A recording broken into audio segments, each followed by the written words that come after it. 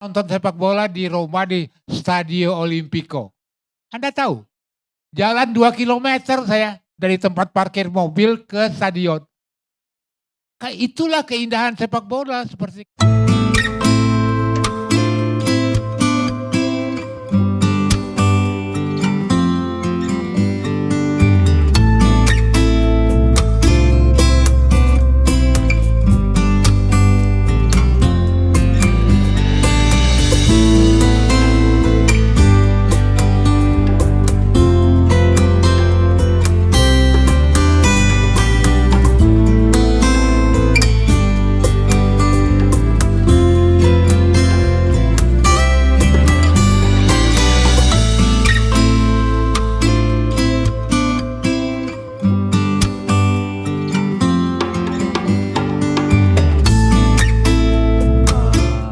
Assalamualaikum warahmatullahi wabarakatuh. Halo teman-teman, apa kabar kalian semuanya? Mudah-mudahan kalian pada sehat ya, amin. Kembali lagi sama saya Abdul Fattah Arifin, dan kali ini lagi kita akan membahas salah satu stadion yang paling viral di dunia, yaitu Stadion JIS, Jakarta International Stadium, yang berada di Jakarta Utara, yang menjadi salah satu aset Pemprov DKI Jakarta yang tahun lalu baru saja diresmikan ya, tepatnya di bulan Juli tahun 2022 teman-teman. Dan hingga saat ini terus bergulir apakah Stadion JIS ini sudah layak digunakan tanpa ada renovasi ataupun harus direnovasi terlebih dahulu agar memenuhi standar FIFA ataupun standar PSSI kita sendiri. Dan salah satunya kita akan membahas adalah jalur akses penonton yang terus menjadi polemik ya, apakah akses ini memang sudah cukup untuk menampung supporter atau belum. Dan saat ini saya akan mengambil lapisan suara dari acara ILC ya, Indonesia Lawyer Club, acaranya Bang Karni Ilyas. Dan narasumber yang saya angkat itu adalah Bapak Dani Tahir, mantan anggota Komite Etika FIFA masa periode 2004 sampai 2008. Oke, langsung aja videonya. Check it out. Anggota Komite Etik FIFA 2004 sampai 2008. Terima kasih Bang Karni. Saya merasa terhormat duduk di sini di antara orang-orang penting di negeri ini. Ada Bung Pereira, tokoh politik yang pencinta sepak bola. Ada adik saya Arya Siddalingga, satu kampung sama saya. Sekarang jadi pengurus sepak bola. Bapak-bapak ini juga yang malam ini baru saya ketemu. Terima kasih, saya banyak pelajaran. Dan tentu saja yang satu ini, adik kita yang paling kita sering lihat di TV. Dan Pak Akmal, ahli rumput kita.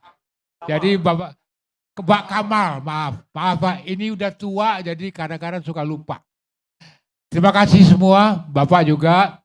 Saya mungkin orang yang paling lama berkecimpung di sepak bola, 50 tahun. Ya, untuk itu saya ingin mengajak kita semua kembali kepada intinya. What is football? Apa sepak bola? Sepak bola adalah permainan olahraga yang paling menarik di seluruh dunia. Anggota FIFA lebih dari 200 negara, lebih besar dari PBB. Ya. Kemudian kalau final Piala Dunia, 3 miliar, 4 miliar penduduk dunia yang menyaksikan langsung melalui siaran televisi. Jadi memang berat. Tugas FIFA itu berat sekali. FIFA memiliki anggota yang begitu banyak, antara lain PSSI sebagai anggota FIFA. Apa tugas PSSI? Memajukan sepak bola di negerinya. Ya. Artinya kualitas sepak bola harus ditingkatkan. Betul, sepak bola yang indah hanya bisa dimainkan di stadion yang bagus, itu pasti. Kalau sepak bola tim nasional suruh main di lapangan banteng kayak dulu, babak belur. bengkak semua kaki pemain. Nggak mungkin. Oleh karena itu, stadion yang memenuhi aturan FIFA itu wajib hukumnya. Nah, itulah tugas dari federasi. Walaupun pembangunan stadion itu bukan tanggung jawab federasi. Itu tanggung jawab negara. Kalau negaranya mau olahraga sepak bola maju di negerinya, perbaikilah infrastruktur olahraga. Nah, itu yang kita himbau Bapak Menpora yang masih muda ini untuk perhatikan hal-hal seperti ini. Sehingga Pak ahli rumput bisa mengembangkan bisnisnya di seluruh stadion di negeri ini. Itu. Jadi PSSI nggak boleh dituding-tuding tanggung jawab soal stadion. Bukan urusannya kok. Urusannya adalah menciptakan kompetisi supaya sepak bola di negeri tercinta ini bisa maju. Dan salah satu hal yang membuat penonton itu nyaman dan aman seperti kata Pak Pereira tadi adalah one ticket, one seat. Saat orang beli tiket, dia harus punya kursi. Nggak bisa beli tiket kayak di Kanjuruhan, nggak ada nomor kursinya. Apa itu? It's a disaster. Dan FIFA memastikan one ticket, one seat. Itu harus, itu salah satu persyaratan. Saya sangat menyesal belum pernah berkunjung ke JIS itu. Sehingga saya nggak bisa komentar soal bus. Tapi di seluruh stadion di dunia, saya sudah keliling seluruh dunia sebagai anggota FIFA, periksa stadion-stadion. Dan semua stadion yang modern itu bis pemain lah yang boleh sampai ke dalam stadion. Saya 4 tahun tinggal di Italia, setiap minggu saya nonton sepak bola di Roma di Stadio Olimpico. Anda tahu, jalan 2 kilometer saya dari tempat parkir mobil ke stadion. Itulah keindahan sepak bola seperti kata Pak Pereira. Bukan semua orang boleh ke pintu masuk stadion. Nggak cukup, teknis nggak mungkin. Kalau si A boleh, si B boleh dong, si C boleh. Itu yang nggak boleh. Nah, ini kita harap dengan hadirnya Pak Arya Sinulinga di sini bisa menyampaikan hal-hal seperti ini, didesain, ya, bahwa nggak semua orang harusnya hanya kepala negara sama wakil kepala negara yang boleh. Kalau ketua umum PSSI ya duluan lah, pagi-pagi udah datang gitu ke situ kan, ke stadion itu loh. Nah itu, jadi kita kembali kepada the beauty of the game, ya itu. Dan yang kedua, FIFA menetapkan adanya statuta atau anggaran dasar, anggaran rumah tangga. Hormatilah itu. Ya, kalau soal rumput, soal itu teknis. Saya tak yakin di PSSI ada direktur infrastruktur atau apa yang tanggung jawabnya. Ya, dan menurut saya, maaf Pak Arya, nggak perlu ketua umum komentar-komentar soal stadion itu loh. Suruh aja direktur teknik atau apa, nggak perlu. Karena kalau ketua umum bicara, itu langsung ada impact-nya gitu. Ya, suka atau tidak suka. Ini yang kita cegah. Karena sepak bola adalah alat persatuan bangsa, bukan alat pecah belah bangsa. Ini didirikan tahun 30 PSSI, sampai sekarang, mohon maaf Pak Arya, saya termasuk pernah jadi pengurus, tapi prestasi yang berhasil secara global itu belum ada. Itu yang tugas yang harus dikerjakan oleh federasi. Saya rasa itu Bang Karni, jadi mari kita sama-sama. Diskusi seperti ini indah sekali. Ini seharusnya setiap masalah yang timbul kita bicarakan seperti ini. Sehingga terjadi pengertian di antara via-via ini. Ya, via yang pro dan kontra karena tidak ngerti, tidak tahu dan tidak pernah terlibat. Dengan begini jadi tahu. Akibatnya bisa kita bersatu. Ya, jadi kepada semua pihak saya mohon marilah kita jaga persatuan sepak bola. Malu kita sama Pak Suratin. Dia masih dijajah Belanda pun dia udah mendirikan PSSI. Kita yang udah merdeka menikmatin aja kita nggak pandai. Itu. Ya. Terima kasih. Saya rasa itu Bang Karni, sementara saya punya pendapat Terima kasih. Ya, coba satu aja. Tadi dibilang kalau stadionnya baik, permainannya akan baik. Brazil tuh stadionnya jelek-jelek loh. Permainannya cantik-cantik sepanjang masa.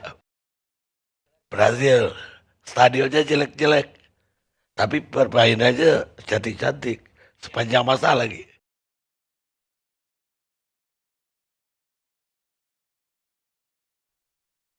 Pemirsa, pemimpin yang baik akan menerima tanggung jawab yang lebih banyak ketika kesalahan terjadi.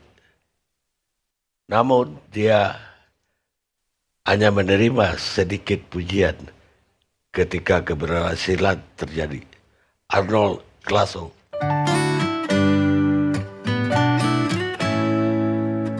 Oke teman-teman, kalian sudah dengar ya bagaimana penjelasan mantan anggota Komite Etik FIFA tahun 2004 sampai 2008, Bapak Dali Tahir, di mana beliau adalah salah satu orang yang pernah tinggal di luar negeri ya, tepatnya di Italia, di mana beliau hampir setiap saat menonton di Stadion Olimpico.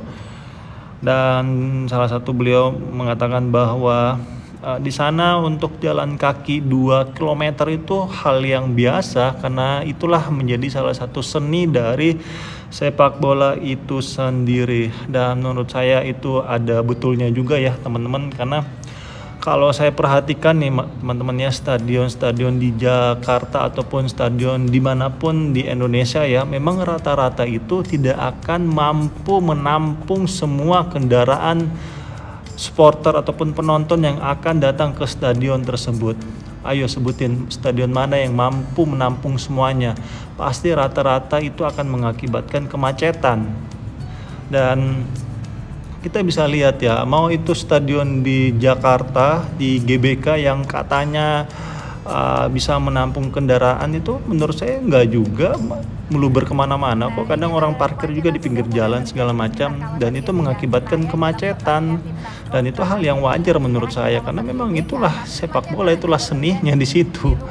Dan dari acara tersebut kan, ataupun acara akbar ya, dimanapun acara akbarnya, kayak di PRJ juga sama, di PRJ juga itu bikin macet kok acaranya, sampai pihak kepolisian juga memberikan himbauan ya untuk meminimalisir namanya kendaraan pribadi dan menggunakan kendaraan transportasi umum. Itu di Jakarta. Di daerah juga sama kok, di mana, di Makassar juga itu, waktu PSM Makassar di Stadion Mato Angin juga itu sama. Saya asli orang Makassar. Saya tinggal di Jalan Minasa Upa, di situ di Syekh Yusuf. Itu juga waktu PSM main di Stadion Mato Angin itu sama, macet. Itu kanan kiri depan belakang, kalau perlu atas bawah. Itu macet semuanya, dan orang-orang itu parkirnya itu rata-rata di agak lebih jauh, 1 kilometer biasanya. Dan biasanya itu orang parkir kalau di Makassar itu di Jalan Ratulangi, di Cendrawasih agak kesanan sedikit, dan itu jalannya memang cukup jauh.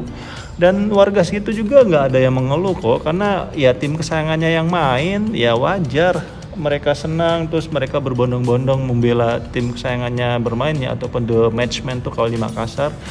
Terus dipindahkan yang lebih jauh, misalnya di Parepare sana, sama 11-12 macetnya, dan di sana katanya mahal biaya parkir, mana jalanannya kecil, sama aja sebenarnya. Nah itulah seninya sepak bola. Nah kita nih yang kebiasaan naik kendaraan pribadi, bagaimana caranya kita untuk mengubah kebiasaan kita, salah satunya menggunakan kendaraan transportasi publik.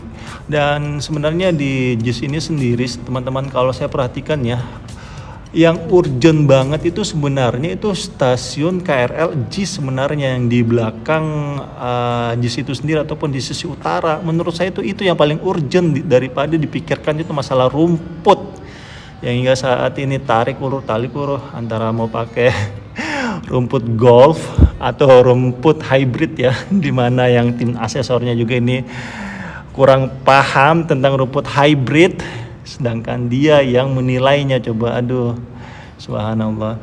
Menurut saya itu sebenarnya stasiun KRL yang di JIS itu yang memang harus lebih diutamakan, dan semoga saja anggaran yang 6 miliar ini untuk rumput golf ini bisa dipindahkan di KRL JIS ini, yang hingga saat ini baru ada peronnya aja. Saya juga bingung itu, padahal ini peron ini sudah ada 8 bulan yang lalu sebenarnya teman-teman, tapi entah kenapa belum finishing di KRL stasiun